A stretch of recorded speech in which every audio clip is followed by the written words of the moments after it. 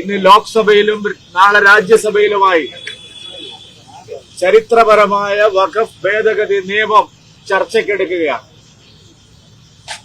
കോൺഗ്രസ് ഗവൺമെന്റുകൾ മാറി മാറി ഭരിച്ച UPA ഇന്ത്യ ഗവൺമെന്റുകൾ കേവലം വോട്ട് ബാങ്ക് താൽപര്യം മാത്രം ലക്ഷ്യം വെച്ചുകൊണ്ട് ഈ നാട്ടിലെ സാധാരണ ജനങ്ങളുടെ, പാവപ്പെട്ടവരുടെ, ജനാധിപത്യപരമായും നിയമപരമായും ജീവിക്കുന്നവരുടെ കുടികിടപ്പ് അവകാശത്തിന് മേൽ ചോദ്യചിഹ്നം ഉയർത്തിക്കൊണ്ടുള്ള ഒരു കാടൻ നിയമമാണ്, ഒരു കരി നിയമമാണ് കോൺഗ്രസ് സർക്കാർ വഖഫ് ഭേദഗതിയിലൂടെ ഈ രാജ്യത്ത് നടപ്പാക്കിയത്. ഭാരതീയ ജനതാ പാർട്ടി അന്ന് മുതൽക്ക് തന്നെ ഈ വഖഫിന്റെ കരിനിയമത്തിനെതിരായി, വഖഫിന്റെ അധിനിവേശത്തിനെതിരായി രാഷ്ട്രീയ നിലപാട് സ്വീകരിച്ചിട്ടുണ്ട്. പ്രധാനമന്ത്രി ശ്രീ നരേന്ദ്രമോദിജിയുടെ നേതൃത്വത്തിൽ കഴിഞ്ഞ 10 വർഷം മുമ്പ് അധികാരത്തിൽ വന്ന NDA സർക്കാർ പാർലമെന്റിൽ നടത്തിയ നിയമ ഭേദഗതികളെല്ലാം നോക്കിയാൽ ആത്യന്തികമായ അതിന്റെ പ്രയോജനം ഈ നാട്ടിലെ സാധാരണക്കാർക്കും പാവപ്പെട്ടവർക്കുമാണ്. വഖഫ് നിയമ ഭേദഗതി പരിഷ്കരിക്കുന്നതിലൂടെ, പുതിയ അമെന്റ്മെന്റിലൂടെ ഈ രാജ്യത്ത് ജനാധിപത്യപരമായി, നിയമപരമായി പണം കൊടുത്ത് കൈവശം വെച്ചിരുന്ന അവരുടെ യഥാർത്ഥ ഭൂമിയിന്മേലുള്ള അവകാശം പ്രിയപ്പെട്ടവരെ അവർക്ക് തിരിച്ചു കിട്ടാൻ പോവുകയാണ്. ഏത് ഭൂമിയും ഏത് നിമിഷത്തിലും ആർക്ക് വേണമെങ്കിലും വഖഫ് ചെയ്യാമെന്നുള്ള കരിനിയമം ആണ് ഇപ്പോൾ കോൺഗ്രസ് കൊണ്ടുവന്നിട്ടുള്ള നിയമം. മാത്രമല്ല, ആ അധിനിവേശത്തിനെതിരായി ഒരു സാധാരണ പൗരൻ സ്വന്തം കാശ് കൊടുത്ത് നികുതി അടച്ച് നിയമപരമായി കൈവശം വച്ചിരിക്കുന്ന ഏത് ഭൂമിയും വഖഫ് ബോർഡിന് സ്വമേധയാ വഖഫ് ചെയ്യാനുള്ള അധികാരം.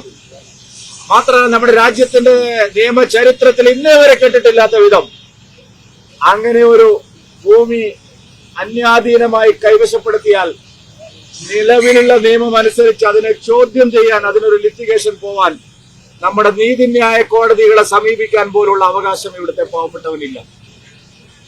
അത് വഖഫിന്റെ ട്രിബ്യൂണലിൽ മാത്രമാണ്, അവർ നിയമിക്കുന്ന ജഡ്ജിമാരുടെയും അഭിഭാഷകരുടെയും സാന്നിധ്യത്തിൽ മാത്രമാണ് ചർച്ച ചെയ്യുന്നത്. ഇങ്ങനെ ഒരു കരിനിയമം ഇന്ത്യ ചരിത്രത്തിൽ ഇന്നേ വരെ ആരും കണ്ടിട്ടില്ല.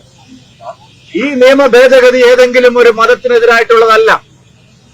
ഈ നിയമ ഭേദഗതി ഈ നാട്ടിലെ എല്ലാ പാവപ്പെട്ടവർക്കും വേണ്ടിയുള്ളതാണ്. ഈ നിയമ ഭേദഗതി മുസ്ലിം സമുദായത്തിലെ ഒറ്റപ്പെട്ടവർക്കും പാവപ്പെട്ടവർക്കും പാർശ്വവൽക്കരിക്കപ്പെട്ടവർക്കും വേണ്ടി കൂടിയുള്ളതാണ് എന്നുള്ളതാണ് വഖഫ് ബോർഡിനെതിരായി നമ്മുടെ രാജ്യത്ത് നടക്കുന്ന നിയമ തർക്കങ്ങൾ നമ്മൾ പരിശോധിച്ചാൽ. ഇത് ക്രിസ്ത്യാനികളും ഹിന്ദുക്കളും മാത്രമല്ല, വഖഫ് ബോർഡിന്റെ ഈ കരിനിയമത്തിനെതിരായി രാജ്യത്ത് പോരാടുന്ന അനേകം വ്യക്തികൾ മുസ്ലിം സമുദായത്തിലുള്ളവരുമാണ്.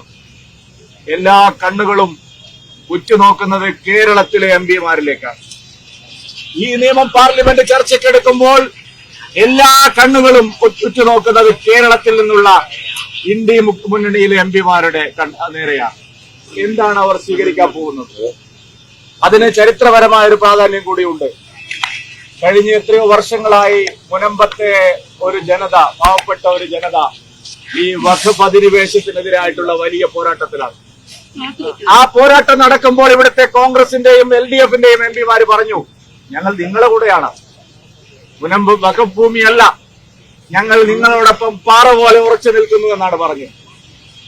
അവർ പറഞ്ഞത് കാപട്യമായിരുന്നോ അതല്ല സത്യസന്ധമായ നിലപാടായിരുന്നോ എന്ന് തിരിച്ചറിയാനുള്ള ഒന്നാന്തരം അവസരമാണ് പ്രിയപ്പെട്ടവരെ ഈ നാട്ടിലെ ജനങ്ങൾക്ക് വന്നിരിക്കുന്നത്.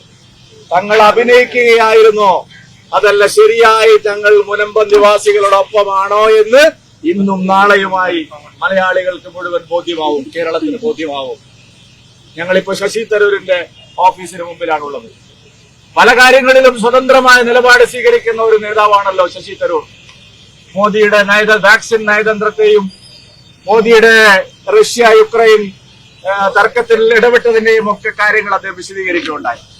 എനിക്ക് ശശി തരൂരിനോട് വിനയത്തോടെ ചോദിക്കാനുള്ള ഒരു ചോദ്യം, താങ്കൾ ഉയർത്തിപ്പിടിക്കുന്ന നൈതികത, നിഷ്പക്ഷത, സ്വതന്ത്ര നിലപാട് അത് ആത്മാർത്ഥതയുള്ളതാണെങ്കിൽ വഖഫ് കരിനിയമത്തിനെതിരായ ഈ ഭേദഗതിയിൽ താങ്കളുടെ നിലപാട് എന്താണ് എന്നറിയാൻ ഞങ്ങൾ ആഗ്രഹിക്കുന്നു. ചോദിക്കുന്നത് വെറുതെയല്ല. എങ്ങനെയാണ് ശശി തരൂർ അവസാന നിമിഷം ശ്രീ രാജീവ് ചന്ദ്രശേഖരെ പരാജയപ്പെടുത്തി ഇവിടെ ജയിച്ചത്. പ്രിയപ്പെട്ടവരെ, കേരളത്തിലെ LDF, UDF MP-മാർ ഇവിടെ എങ്ങനെയാണ് ജയിച്ചത്? മഹാഭൂരിപക്ഷം വരുന്ന ക്രൈസ്തവ സമൂഹത്തിന്റെ നിർലോഭമായ പിന്തുണ തേടിക്കൊണ്ടാണ് കേരളത്തിൽ കഴിഞ്ഞ തെരഞ്ഞെടുപ്പിലും UDF-ന്റെ MP-മാർ മുന്നിൽ വന്നത്. എന്നാൽ CBCയും KCBCയും ഇന്നേ വരെ ചരിത്രത്തിൽ നാം കേട്ടിട്ടില്ല ഇങ്ങനെ ഒരു ആവശ്യം ഉന്നയിക്കുന്നത്. രാജ്യത്തെ ഒരു പ്രശ്നത്തിലും ഇത്ര ശക്തവും തീഷ്ണവുമായ ഒരു നിലപാട് ക്രൈസ്തവ സമൂഹം സ്വീകരിച്ചിട്ടില്ല.